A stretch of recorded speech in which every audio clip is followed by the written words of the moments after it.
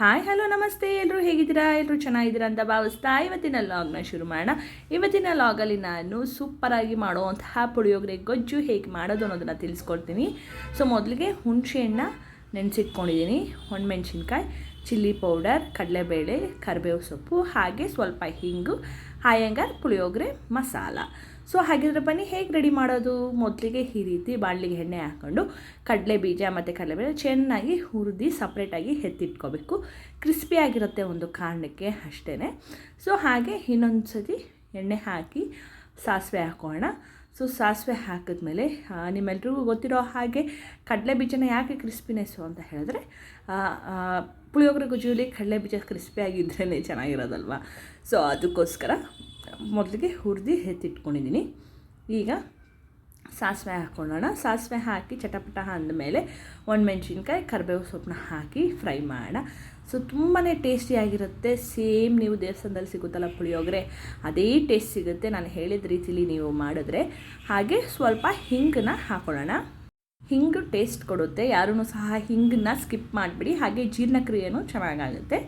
So ಈ ರೀತಿ ಎಲ್ಲ ಹಾಕಿದ್ಮೇಲೆ ಎಣ್ಣೆ ಸ್ವಲ್ಪ ಜಾಸ್ತಿನೇ ಹಾಕ್ಕೊಳ್ಳಿ ಪುಳಿಯೋಗರೆ ಗೊಜ್ಜಿಗೆ ಎಣ್ಣೆ ಜಾಸ್ತಿ ಇದ್ದರೆ ಟೇಸ್ಟು ಸಹ ತುಂಬಾ ಚೆನ್ನಾಗಿರುತ್ತೆ. ಸೊ ಈಗ ನೋಡಿ ಹುಣಸೆಹಣ್ಣು ನೀರನ್ನ ಹಾಕೋತೀನಿ. ಹುಷಾರು, ನೀವು ಎಣ್ಣೆ ಕಾಯ್ತಾ ಇರೋದಲ್ಲ, ಸೊ ಹುಣಸೆಹಣ್ಣು ನೀರು ಹಾಕ್ಕೋಬೇಕಾದ್ರೆ ಸ್ವಲ್ಪ ಹುಷಾರಾಗಿ ಹಾಕ್ಕೊಳ್ಳಿ. ಈ ರೀತಿ ಹುಣಸೆಹಣ್ಣು ನೀರನ್ನ ಕರಿಬೇವು ಸೊಪ್ಪು ಹಾಕಿದ್ಮೇಲೆ ಹಾಕೋಬಿಡಿ, ಹುಳಿ ಎಲ್ಲ ಅಲ್ಲಿ ಸೇರುತ್ತೆ ಅನ್ನೋ ಒಂದು ಕಾರಣಕ್ಕೆ. ಸೊ ಈ ರೀತಿ ಮಾಡಿದ್ರೂ ಸಹ ಆಗುತ್ತೆ, ಇಲ್ಲಾಂದರೆ ನೀವು ಪುಳಿಯೋಗರೆ ಪೌಡ್ರೆಲ್ಲ ಹಾಕಿ ಫ್ರೈ ಮಾಡಿದ್ಮೇಲೂ ಸಹ ಹಾಕೋಬೋದು. ನಾನಿಲ್ಲಿ ಮೊದಲಿಗೆ ಹಾಕ್ಕೊಂಡಿದ್ದೀನಿ. ನಾನು ಹೇಳಿದ ಪ್ರಕಾರ ನೀವು ಮಾಡಿದ್ರೆ ಟೇಸ್ಟಿಯಾಗಿರುತ್ತೆ ಅನ್ನೋ ಒಂದು ಕಾರಣಕ್ಕೆ ಹೇಳ್ತಾ ಇದ್ದೀನಿ. ಸ್ವಲ್ಪ ಅರಿಶಿನ ಪುಡಿನ ಹಾಕ್ಕೊಂಡು ಚೆನ್ನಾಗಿ ಫ್ರೈ ಮಾಡೋಣ. ಇನ್ನೇನು ಎಲ್ಲ ಹಬ್ಬಗಳು ಶುರು ಆಯಿತು. ಸೊ ಹಬ್ಬಗಳಿಗೆ ಏನು ತಿಂಡಿ, ಪುಳಿಯೋಗರೆ ಅಂತೂ ಇದ್ದೇ ಇರಬೇಕು. ಸೊ ಅದಕ್ಕೋಸ್ಕರ ನಿಮಗೆ ನಾನು ಈ ರೆಸಿಪಿನ ತೋರಿಸ್ತಾ ಇದ್ದೀನಿ. ಈಗ ರುಚಿಗೆ ತಕ್ಕಷ್ಟು ಉಪ್ಪು ಖಾರ ಎಲ್ಲ ನಿಮ್ಮ ಅನುಗುಣವಾಗಿ ನೀವು ಹಾಕೋಬೋದು.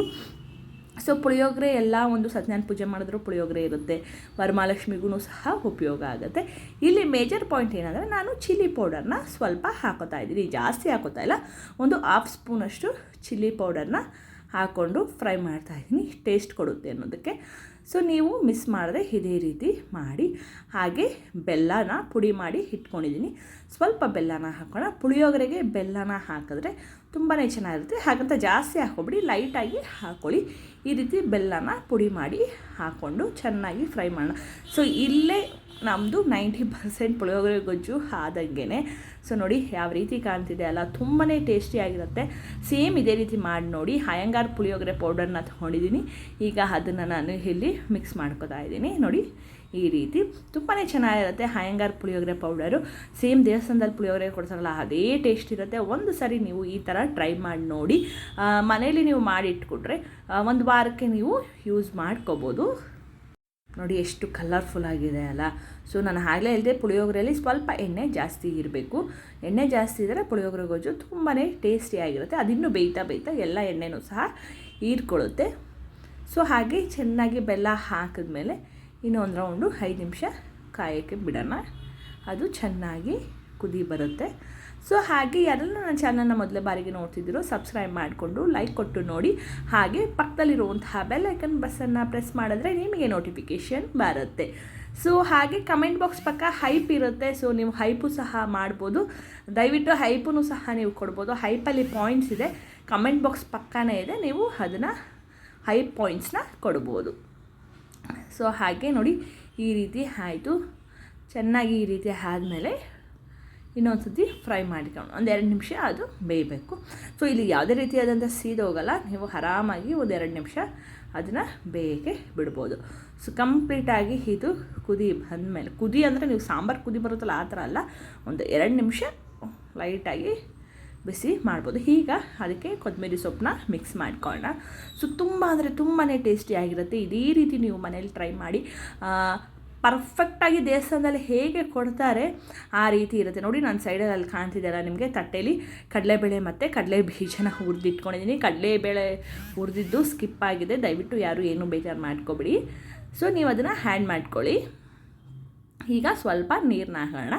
ಕೊತ್ತಂಬರಿ ಸೊಪ್ಪು ಹಾಕಿದ್ಮೇಲೆ ಸ್ವಲ್ಪ ನೀರು ಹಾಕಿ ಚೆನ್ನಾಗಿ ಈ ರೀತಿ ಬಾಡಿಸೋಣ.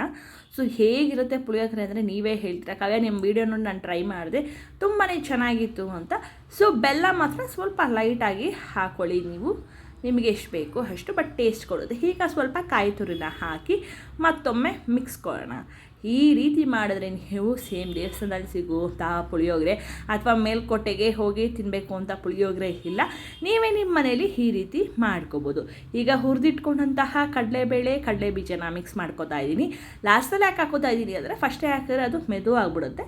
ಅದ್ರ ಬದಲು ಈ ಥರ ಫ್ರೈ ಮಾಡಿ ಇಟ್ಟು ಲಾಸ್ಟಲ್ಲಿ ಹಾಕ್ಕೊಂಡ್ರೆ ಟೇಸ್ಟಿಯಾಗಿರುತ್ತೆ ಅನ್ನೋ ಒಂದು ಕಾರಣಕ್ಕೆ. ಸೊ ಇದಾಗಿತ್ತು ಇವತ್ತಿನ ಈ ಒಂದು ಪುಳಿಯೋಗರೆ ಗೊಜ್ಜು ಲಾಗು.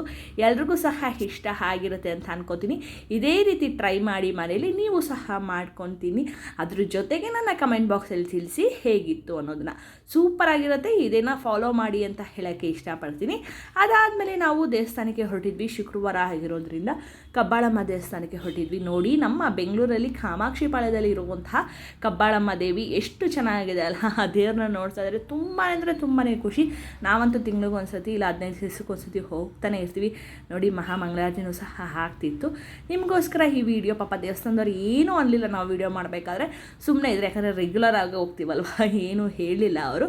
ಸೊ ದರ್ಶನವೂ ಸಹ ತುಂಬಾ ಚೆನ್ನಾಗಾಯಿತು ಅಂತಲೇ ಹೇಳ್ಬೋದು. ಸೊ ನನಗಂತೂ ಕಬ್ಬಾಳಮ್ಮ ದೇವಸ್ಥಾನ ಕಾಮಾಕ್ಷಿ ಪಾಳ್ಯದಲ್ಲಿರೋದು ತುಂಬಾ ಇಷ್ಟ. ನೀವು ಯಾರೆಲ್ಲ ಹತ್ತಿರ ಇದ್ದೀರಾ ಅವರೆಲ್ಲ ಈ ದೇವಸ್ಥಾನಕ್ಕೆ ಹೋಗಿ ಬನ್ನಿ. ಆ ತಾಯಿ ಎಲ್ಲರಿಗೂ ಒಳ್ಳೇದು ಮಾಡಲಿ ಅಂತ ಕೇಳ್ಕೊತೀನಿ. ನೋಡಿ ಎಷ್ಟು ಚೆನ್ನಾಗಿದೆ ಆ ಸೀರೆ ಕಲರ್ಗೂ ಆ ದೇವಿ ಕಾಣ್ತಾ ಇದ್ದದಕ್ಕೂ ಅದ್ಭುತವಾಗಿ ಕಾಣ್ತಿತ್ತು ಅಂತಲೇ ಹೇಳ್ಬೋದು. ಸೊ ಇದಾದಮೇಲೆ ಗೋಲ್ಡ್ ಸೀರೆ ಪಾರ್ಸಲ್ ಮಾಡ್ತಾಯಿದ್ದೆ ನಾನು. ಆ ಕೊರಿಯರ್ ಮಾಡುವಂತಹ ಸಣ್ಣ ಕ್ಲಿಪ್ಪಿಂಗ್ ಇತ್ತು, ಅದನ್ನು ಆ್ಯಡ್ ಮಾಡ್ತಾಯಿದ್ದೀನಿ. ನಿಮಗೂ ಸಹ ಯಾರಿಗಾದ್ರೂ ಈ ಗೋಲ್ಡ್ ಸ್ಯಾರಿ ಬೇಕು ಅಂತ ಹೇಳಿದ್ರೆ ನನ್ನ ಕಮೆಂಟ್ ಬಾಕ್ಸಲ್ಲಿ ಬೇಕು ಅಂತ ಕಳಿಸಿ, ಅಥವಾ ಇನ್ಸ್ಟಾಗ್ರಾಮ್ ಪೇಜ್ ಇದೆ ಚೀಕು ಸ್ಯಾರೀಸ್ ಕಲೆಕ್ಷನ್ ಅಂತ, ಅಲ್ಲೂ ಸಹ ಹೋಗಿ ನೀವು ಮೆಸೇಜ್ನ ಮಾಡ್ಬೋದು. ಸೊ ತುಂಬಾ ರೀಸನಬಲ್ ಪ್ರೈಸ್ ಇದೆ. ಗೋಲ್ಡ್ ಸ್ಯಾರಿ ಬೇಕು ಅಂತ ಹೇಳಿದ್ರೆ ನೀವು ಪರ್ಚೇಸ್ ಮಾಡ್ಬೋದು ಅಂತ ಹೇಳೋಕ್ಕೆ ಇಷ್ಟಪಡ್ತೀನಿ. ಹಾಗೆ ಇನ್ನಷ್ಟು ವೆರೈಟಿ ಸ್ಯಾರೀಸ್ ಬೇಕು ಅಂದ್ರೂ ಸಹ ನೀವು ಚೀಕು ಸ್ಯಾರೀಸ್ ಕಲೆಕ್ಷನ್ ಅನ್ನೋ ಇನ್ಸ್ಟಾ ಪೇಜಲ್ಲಿ ಫಾಲೋ ಮಾಡಿ ನನಗೆ ಮೆಸೇಜ್ ಮಾಡ್ಬೋದು. ಅಥವಾ ಯೂಟ್ಯೂಬಲ್ಲಿ ನೋಡೋವಂಥವ್ರು ಕಮೆಂಟ್ ಬಾಕ್ಸಲ್ಲಿ ಬೇಕು ಅಂತ ತಿಳಿಸಿದ್ರೆ ನಾನು ನಿಮಗೆ ಕಾಂಟ್ಯಾಕ್ಟ್ ಡೀಟೇಲ್ಸ್ನ ಕೊಡ್ತೀನಿ. ಸೊ ಅದಕ್ಕೆ ಈ ಒಂದು ಲಾಗ್ನ ಇಲ್ಲಿಗೆ ಮುಗಿಸ್ತಾ ಇದ್ದೀನಿ. ಮತ್ತೆ ಮುಂದಿನ ಲಾಗಲ್ಲಿ ಸಿಗ್ತೀನಿ. ಲವ್ ಯು ಆಲ್, ಟಾಟಾ, ಟೇಕ್ ಕೇರ್, ಬಾಯ್.